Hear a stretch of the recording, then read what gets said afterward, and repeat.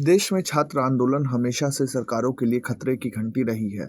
बिहार में रविवार को छात्रों पर हुई लाठीचार्ज की घटना छात्र असंतोष का एक उदाहरण है। अभी पिछले महीने भी बीपीएससी के नॉर्मलाइजेशन के विरोध में भी छात्रों पर लाठीचार्ज हुआ था। लगातार कभी परीक्षा प्रणाली, कभी पेपर लीक, कभी री एग्जाम आदि के नाम पर छात्र आंदोलित हो रहे हैं। ये केवल बिहार में नहीं है, उत्तर प्रदेश, राजस्थान में भी छात्र असंतोष बहुत तेजी से बढ़ रहा है। रह रहकर छात्र सर उठाते हैं और उन्हें कुचल दिया जाता है। यह एक ऐसा फोड़ा है जो कभी भी नासूर बन सकता है। बांग्लादेश एक उदाहरण है, छात्रों का असंतोष कैसे पूरे देश को हिलाकर रख सकता है। सरकारें छात्र हित में काम नहीं कर पा रही हैं।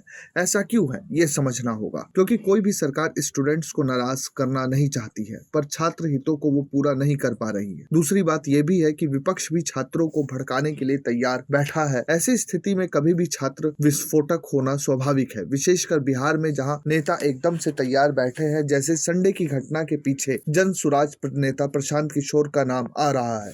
इससे पहले बीपीएससी छात्रों को पप्पू यादव का भी सपोर्ट मिल रहा था। तेजस्वी यादव भी छात्र राजनीति पर पकड़ बनाने की कोशिश करते रहे हैं। बीजेपी और जेडीयू भी अगर विपक्ष में होती तो यही काम करती, पर अभी तो नीतीश सरकार को छात्र असंतोष को शांत करने का काम करना होगा। अखिल भारतीय उच्चतर शिक्षा सर्वेक्षण 2016-17 से ये बात सामने आती है कि बिहार में 18 से 23 वर्ष की युवा जनसंख्या करीब 1.14 करोड़ है, यानी 1 करोड़ 14 लाख। मान लीजिए कि इनकी संख्या अब 1.25 करोड़ भी हो गई है, तो इसका मतलब है कि कम से कम इतने बच्चे तो जरूर इन छात्र आंदोलनों से प्रभावित होंगे। इसके साथ ही मान लीजिए कि पिछले 5 साल में भी करीब इतने ही बच्चे कॉलेज से निकले होंगे। जाहिर है उनमें सभी नौकरी नहीं पाए होंगे। सरकार सबको नौकरी तो दे नहीं सकती, पर जितने लोग परीक्षाओं में भाग ले रहे हैं उनके लिए सुनियोजित, पारदर्शी और भ्रष्टाचार मुक्त परीक्षा तो करवा ही सकती है। छात्र छात्राओं के परिवार वाले भी इन परीक्षाओं से प्रभावित होते हैं। बिहार में हर जाति वर्ग के परिवार में भाई बहन, बेटी दामाद, बेटा बहू सभी परीक्षा की तैयारी कर रहे होते हैं। जो लोग नौकरी पा चुके हैं और अच्छी नौकरी के लिए जो युवा कोई रोजगार कर रहे हैं, वह आराम तलब सरकारी नौकरी के लिए परीक्षा दे रहे हैं। इस तरह बिहार में सरकारी नौकरी की तैयारी करना, नौकरी के लिए फॉर्म भरना, परीक्षा देना सभी एक धर्म की चलता है। कमोबेश यही हाल